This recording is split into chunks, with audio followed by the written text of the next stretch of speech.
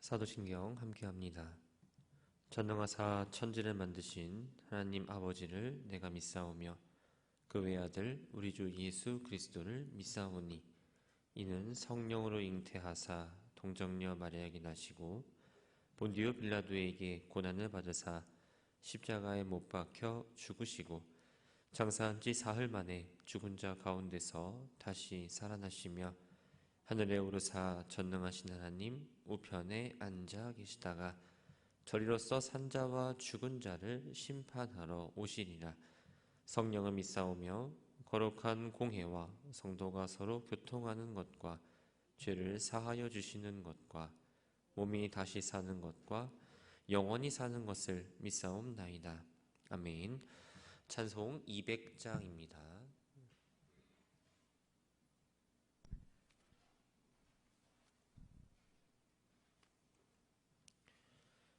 찬송 200장 찬양합니다.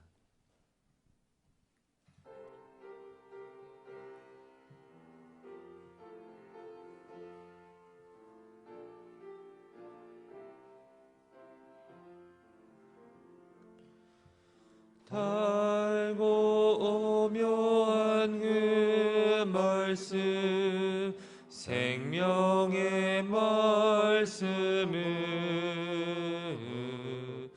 귀한 그 말씀 진실로 생명의 말씀이 나의 길과 믿음 밝히 보여주니 아름답고 귀한 말씀 생명샘이로다.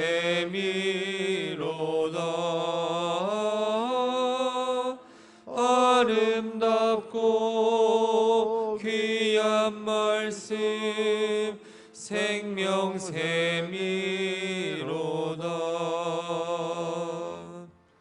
귀한 주님의 말씀은 내 노래 되도다. 모든 사람을 살리는 생명의 말씀을 값도 없이 받아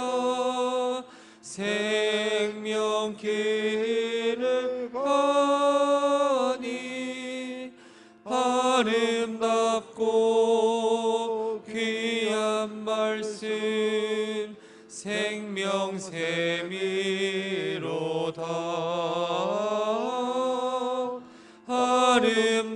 아름답고 귀한 말씀 생명샘이로다.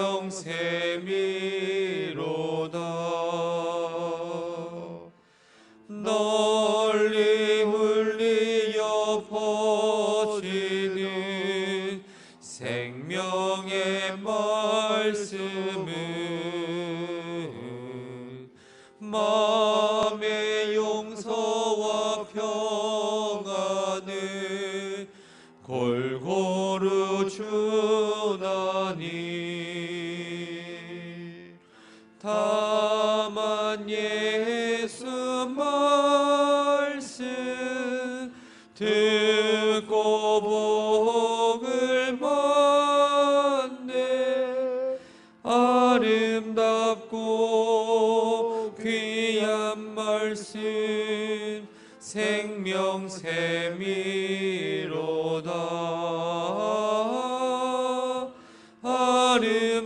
아름답고 귀한 말씀 생명샘이로다.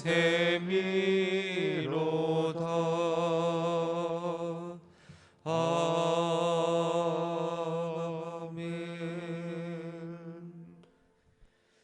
구약성경 욥기 제36장 1절부터 마지막 절까지 말씀을 교독하겠습니다.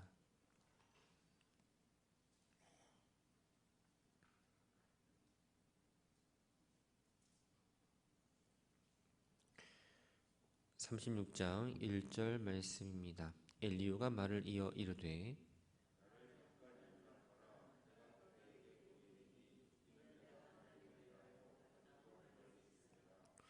내가 먼 데서 지식을 얻고 나를 지으신 이에게 의를 돌려보내니라.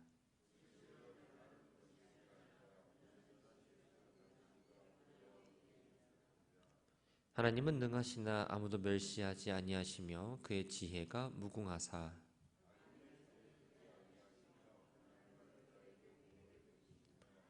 그의 눈은 의인에게서 떼지 아니하시고 그를 왕들과 함께 왕자에 앉히사 영원토록 존귀하게 하시며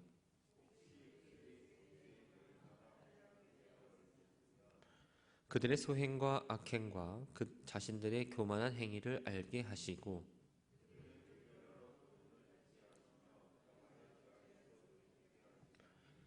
만일 그들이 순종하여 섬기면 형통한 날을 보내며 즐거운 해를 지낼 것이요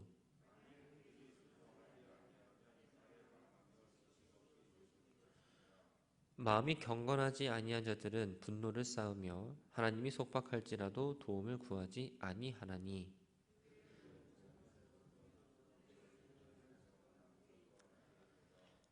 하나님은 곤고한 자를 그 곤고에서 구원하시며 학대당할 즈음에 그의 귀를 여시나니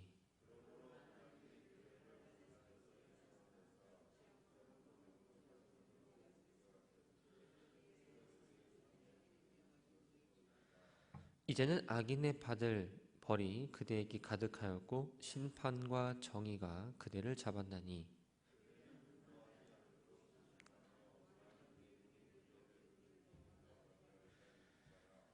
그대의 부르짖음이나 그대의 능력이 어찌 능히 그대가 곤고한 가운데에서 그대를 유익하게 하겠느냐.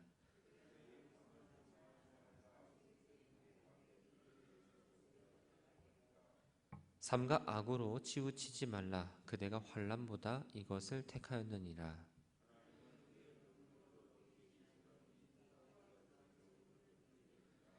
누가 그를 위하여 그의 길을 정하였느냐. 누가 말하기를 주께서 불의를 행하셨나이다 할 수 있으랴.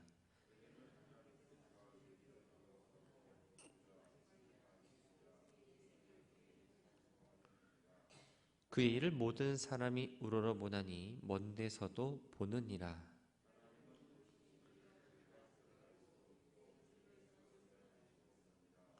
그가 물방울을 가늘게 하시며 빗방울이 증발하여 안개가 되게 하시도다. 겹겹이 쌓인 구름과 그의 장막의 우레소리를 누가 능히 깨달으랴.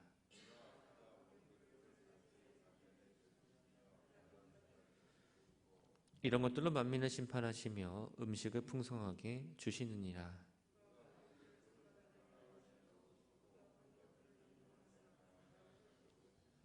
함께 읽겠습니다. 그의 우레가 다가오는 풍우를 알려주니 가축들도 그 다가옴을 아느니라. 아멘.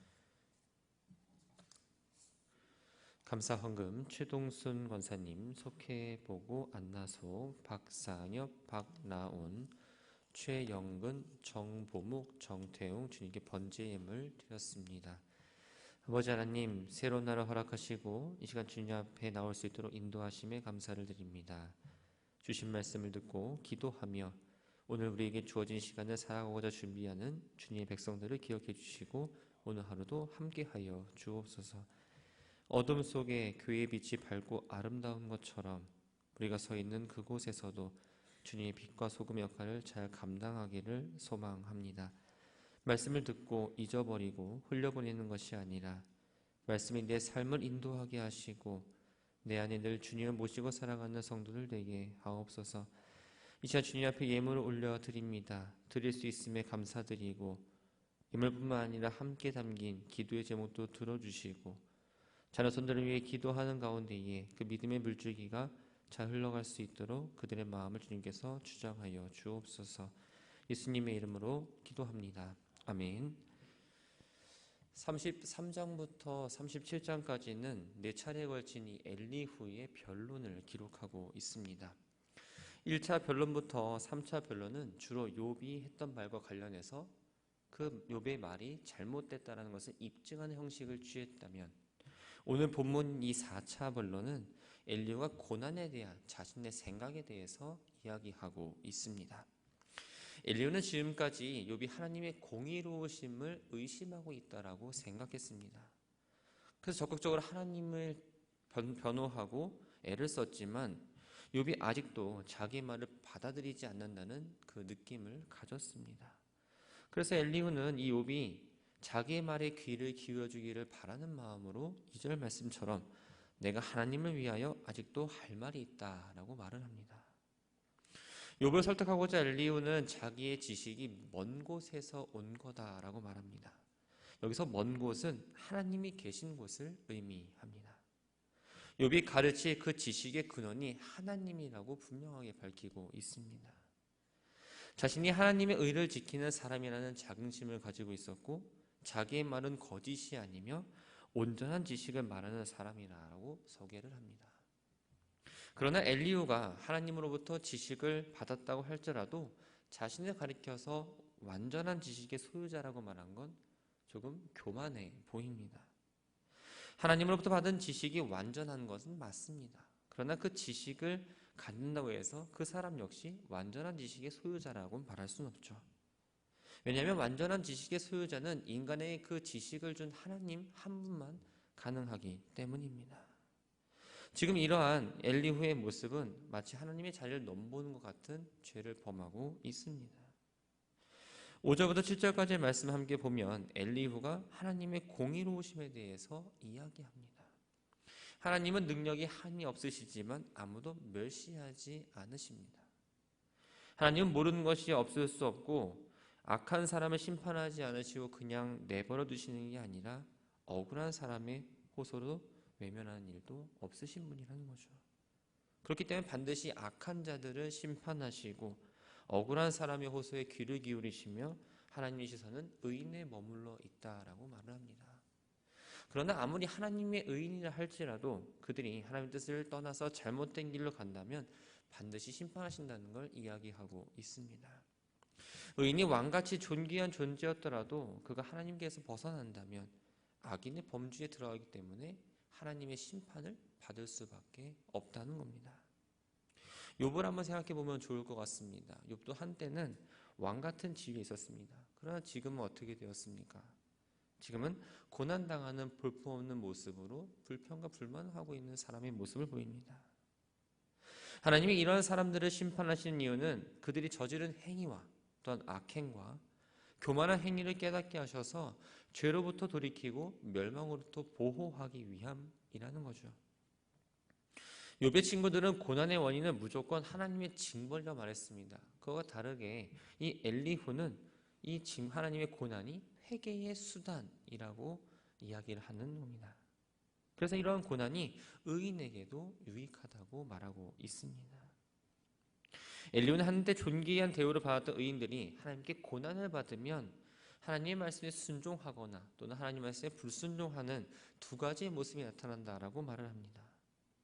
먼저 하나님이 주시는 고난을 통해 이 하나님 말씀을 듣고 순종하는 사람들입니다. 이들이 죄악에서 떠나서 하나님께 순종하는 삶을 살면 그들의 남은 삶은 형통하고 즐겁고 행복하지만 반대로 불순종하고 죄악에서 떠나지 않는다면 그 사람들은 칼에 망하고 하나님을 아는 지식 또한 구원을 아는 지식을 알지 못하고 죽을 거다라고 말을 합니다. 엘리후는 경건하지 않은 자들은 하나님의 심판에 화를 품는다라고 말을 합니다. 13절 말씀 함께 보면 마음이 경건하지 아니한 자들은 분노를 쌓으며 하나님이 속박할지라도 도움을 구하지 아니하나니라고 말합니다. 여기서 마음이 경건하지 않은 사람은 하나님으로부터 멀리 떨어져 있는 사람, 겉으로는 하나님을 공경하고 어떠한 그 모습이 의식적인 행동을 하지만 실상 하나님을 향한 믿음이 없는 사람을 의미합니다. 쉽게 말하면 형식적인 신앙만을 가지고 있는 사람을 말하죠. 이들은 하나님을 의식하지 않고 행동하기 때문에 어떠한 징계가 임해도 하나님 앞에 무릎을 꿇지 않습니다. 하나님의 진노는 악을 행한다고 해서 그 즉시 일어나는 건 아닙니다. 마치 어떠한 그릇에 물이 차야 넘치는 것처럼 하나님의 기준 가운데에 그게 넘지 않으면 아직 임하지 않는다는 거죠. 그래서 경건하지 않는 자들은 하나님의 진노가 없는 것처럼 생각할 수 있지만 그들은 하나씩 하나씩 하나님의 진노를 지금 쌓아가고 있다라고 말합니다. 그러다 결정적인 순간이 되면 마치 물이 차서 넘치는 것처럼 하나님의 진노로 인해서 파멸에 이르게 됩니다. 이들은 교만해서 잘못을 깨닫지 못하고 하나님의 구원을 경험하지 못하기 때문에 남창과 같이 제 수명을 다하지 못하고 이른 나이에 죽음을 맞이할 거다라고 이야기하고 있습니다. 지금까지 엘리후의 이야기를 보면 하나님께 돌이키지 않는 이 사람들의 비극적인 운명을 이야기합니다. 하지만 하나님은 사람들을 심판하거나 멸망시키기 위해서 그들에게 고난과 재난을 주는 게 아닙니다. 죄를 지은 사람이 고난을 당해서 멸망할 것이냐 아니면 하나님께 돌이켜 새로운 삶을 살 것이냐는 건 그 사람의 순종과 불순종의 여부에 달려있다는 거죠. 하나님이 주시는 고난에 제대로 반응을 한다면 하나님은 곤고한 자를 구원하시고 좁지 않은 곳에서 넓은 곳으로 인도하시며 기름진 잔치상을 베풀어 주신다고 말합니다. 엘리후는 이 욥의 완악함과 회개하지 않는 마음 때문에 하나님으로부터 악인이 받고 있는 고통을 당하고 있다라고 생각을 했습니다. 그러면서 하나님이 징계하실 때에 회개하지 않고 불평하는 게 아니라 또 하나님께 대적하지 않고 헛된 인간적인 노력을 하지 말라라고 이야기하고 있습니다. 그리고 20절 말씀을 함께 보면 그대는 밤을 사모하지 말라 인생들이 밤에 그들이 있는 곳에 끌려가리라 라고 권면을 합니다. 여기서 밤은 죽음을 의미합니다. 우리가 욥기 앞절에서 좀 보면 아무런 죄가 없는 자기가 어떠한 고난과 고통을 받는 게 너무나 힘들어서 차라리 죽고 이 고난과 고통에서 좀 벗어나고 싶다라는 이야기를 몇 번 했습니다. 엘리후는 이 말에 대해서 피조물에 불과한 욥이 스스로 목숨을 가지고 이야기하는 것, 이것은 생명의 주관자이신 하나님에 대한 어떠한 도전, 더 큰 하나님의 진노를 불러일으키는 행위라고 생각을 했습니다. 회개하지 않는 욥을 비난하면서 회개를 촉구하더니 엘리후가 이제는 하나님께 주목하라고 이야기합니다. 여기서 말하는 하나님은 어떤 분이십니까? 권능을 가지신 분입니다. 또 교사처럼 가르침을 주시는 분이라고 말합니다. 하나님 앞에서 인간이 할 수 있는 행동은 욥처럼 뭔가 불평하고 불만을 터뜨리는 게 아니라 또 의심하는 게 아니라 하나님이 하신 일을 기억하고 하나님을 높이고 하나님을 찬양하는 일이 바로 인간이 해야 될 일이다라고 말합니다. 그래서 25절 말씀을 보면 그의 일을 모든 사람이 우러러보나니 먼 데서도 보느니라 라고 기록합니다. 우러러본다라는 말은 많은 관심을 가지고 지켜본다라는 의미입니다. 사람이 하나님을 찬양하는 건 하나님이 모든 일을 아무리 먼 곳에 있더라도 사람이 볼 수가 있고 숨겨진 것이 없는 공개적인 것이기 때문이라고 말을 하죠. 그래서 어떤 사람도 조금만 관심을 갖고 있다면 하나님의 섭리를 발견할 수 있다고 말을 합니다. 그러면서 엘리후는 이제 인간이 이해할 수 없는 하나님의 활동에 대해서 말을 하죠. 26절 말씀을 보면 하나님은 높으시니 우리가 그를 알 수 없고 그의 횟수를 헤아릴 수 없느니라. 하나님의 연수를 계산할 수 없다라는 말은 인간이 유한한 존재이기 때문에 무한하신 이 하나님에 대해서 어떠한 것들을 가지고도 조사하거나 판단할 수 없다라는 걸 이야기합니다. 이 하나님의 위대하심과 지혜는 세상을 창조하시고 운행하시는 모습을 통해서 나타납니다. 엘리후는 하나님이 자연의 질서를 만드시고 지금도 역사하시는 분이라고 설명을 하고 있습니다. 그래서 하나님은 하늘의 기후를 자유자재로 다루십니다. 물을 증기로 끌어올리셔서 안개를 만들고 물방울을 만드시고 필요하다면 그 구름을 통해서 많은 사람들에게 비를 주심으로 사람의 삶을 가능하게 하십니다. 근데 이제는 이 비에 대해서 우레로 대상이 바뀝니다. 우리가 아는 것처럼 비가 내리면 비가 오네 라고 쉽게 우리가 판단을 할 수 있습니다. 그러나 하나님이 거하시는 그 구름으로 둘러싸인 장막에서 내리는 그 우레소리는 우리가 이해할 수가 없습니다. 하나님이 하시는 일 가운데서는 사람이 이해할 수 있는 부분이 있는가 하면 사람이 결코 이해하지 못하는 부분이 있다는 것을 이 비와 우레를 통해서 설명을 해주고 있습니다. 그렇기 때문에 하나님의 초월하심과 인간의 어떤 무능함을 인정해야 한다는 거죠. 인류는 하나님의 일하심에 집중할 것을 다시 한번 요청을 하고 있습니다. 하나님은 번개불을 사방에 보내셔서 세상 구석구석 바다 밑까지 비춰주시는데 그 번개불의 빛을 통해서 모든 죄가 드러나고 만민이 심판을 받기도 하고 풍성한 음식을 받기도 한다라고 말을 합니다. 엘리야는 사람들의 눈에 마치 우연처럼 보이는 이 어떤 번개치는 현상처럼 하나님의 명령에 의해 이루어진 것이라고 말을 합니다. 즉, 이 욥이 겪고 있는 지금 재앙과 고난은 어떠한 우연한 결과나 아무런 이유가 없이 내려지는 게 아니라 구체적인 하나님의 징계와 그 결과라는 것을 이야기하면서 오늘 본문의 말씀을 정리하고 있습니다. 주신 말씀을 정리합니다. 엘리후는 마음이 경건하지 아니하는 자들은 하나님의 분노를 쌓는 자라고 말했습니다. 우리가 걸어가는 믿음의 길은 어떠할까요? 내가 하나님을 잘 믿는다라고 생각을 하지만 정작 내가 하나님을 잘 믿는지 안 믿는지는 본인이 너무나 잘 압니다. 본인뿐만 아니라 하나님도 너무나 잘 알고 계십니다. 이스라엘 초대왕이었던 사울은 처음에는 하나님을 공경하면서 하나님께서 주어진 역할들을 잘 감당했습니다. 그러나 즉위한 지 2년이 채 되지 않아 그의 마음은 변합니다. 말씀에 전적으로 순종하지 않았습니다. 하나님의 권고를 받았지만 회개하지 않았습니다. 무릎을 꿇기보다는 자신을 의지하며 살았습니다.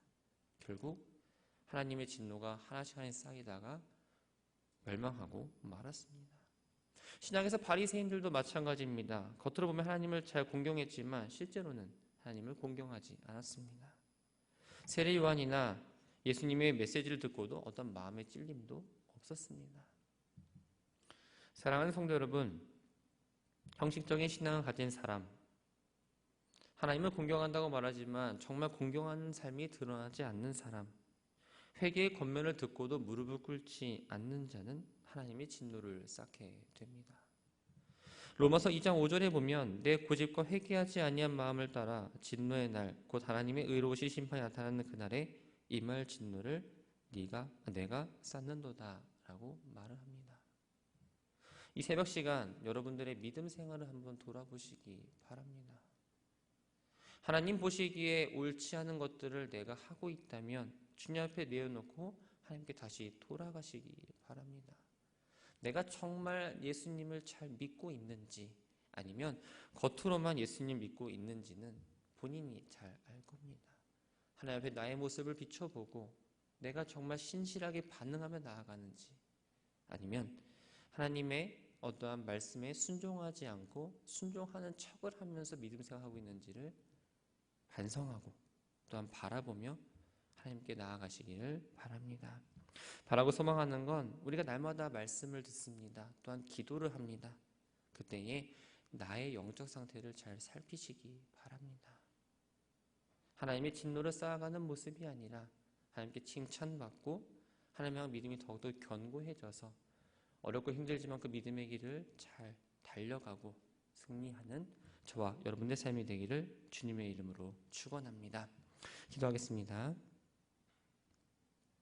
참 좋으신 하나님, 믿음의 길을 걸어가는 우리의 삶을 오늘 주신 말씀에 비춰봅니다. 마음이 경건하지 아니한 자들은 하나님의 분노를 쌓는 자들이라고 말했습니다.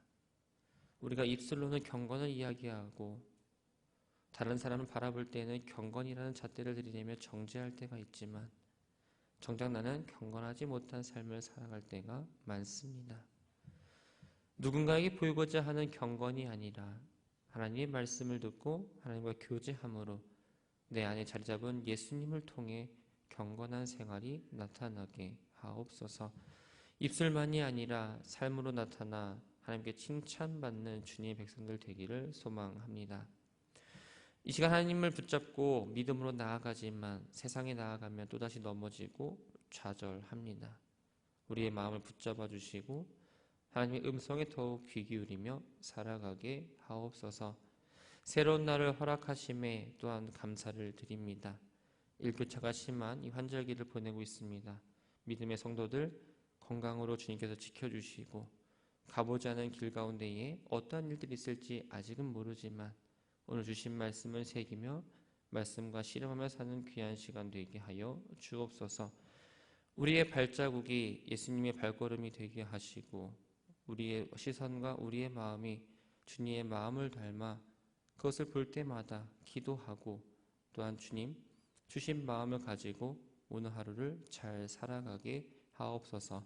마음 다치지 않게 하시고 또한 주어진 것들을 성실하게 잘 감당하는 오늘 모든 시간이 되기를 소망합니다. 모든 것들을 주님께 맡깁니다. 예수님의 이름으로 기도합니다. 아멘. 하늘에 계신 우리 아버지여, 이름이 거룩히 여김을 받으시오며 나라가 임하시오며 뜻이 하늘에서 이루어진 것 같이 땅에서도 이루어지리이다. 오늘 우리에게 일용할 양식을 주시옵고 우리가 우리에게 죄 지은 자를 사하여 준 것 같이 우리의 죄를 사하여 주시옵고 우리를 시험에 들게 하지 마시옵고 다만 악에서 구하시옵소서. 나라와 권세와 영광이 아버지께 영원히 있사옵나이다. 아멘.